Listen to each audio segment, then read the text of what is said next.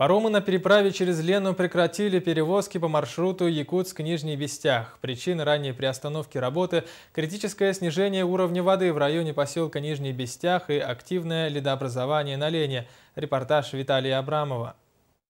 Сегодня днем полуторакилометровая очередь к заветному парому стояла так же, как и вчера. Многим водителям от безысходности пришлось переночевать прямо в автомобилях. Паром, отправившийся вчера вечером в Нижний Вестях, вернулся только сегодня днем и с не лучшими вестями. Тот флот, который сегодня работает на паромной переправе, практически не справляется. Дополнительно выделенные буксиры также не могут оказать должного содействия в работе паромов. Ну и та баржа, которую мы планировали выпустить вместе с 29-м ОТом, к сожалению, так получилось, что 29-й ОТ ушел у нас на съемки земснаряда Алекма и не смог вернуться.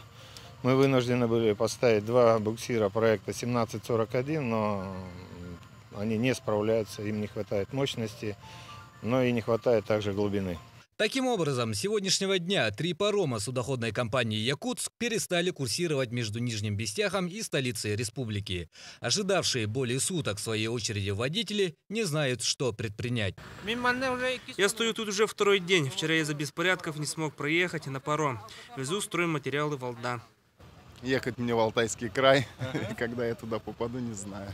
И что намерен предпринять тогда? Не знаю, сейчас буду думать. Возможно, оставлю машину здесь, сам самолетом буду добираться. Приехал в Якутск по делам школы. Закупил разнообразное оборудование. Теперь не знаю, что делать. Наверное, пойду пешком. Обычно после паромов СК «Якутск» эстафету по перевозке на противоположный берег принимала судно с ледоколом компании «Лорб». Но в этом году из-за низких уровней воды эти суда не могут подойти к традиционному причалу в Даркалахе. Поэтому компания начала обустройство нового причала ниже поселка Жатай. Нам необходимо дорожное полотно 5,3 километра почистить и пробить, и сделать взвоз, то есть с нормальным уклоном, чтобы машины могли заходить по паромную переправу. На обустройство данных участков компания потратит порядка 1,5 миллиона рублей, которых не было предусмотрено, и это может сказаться на будущих тарифах. Этот ущерб кто-то должен покрывать. Если нету покрытия из федерального бюджета, значит мы должны покрывать его увеличением тарифных составляющих. Все эти деньги, естественно, будут включены в тариф. Смотря в каком проценте, мы посчитаем, может где-то мы ужмемся, увеличение все равно произойдет. Окончательные цифры будут озвучены за сутки до открытия новой переправы. А пока единственной альтернативой для переправы на противоположный берег остаются только суда на воздушных подушках. Тариф для одного пассажира составляет 2000 рублей.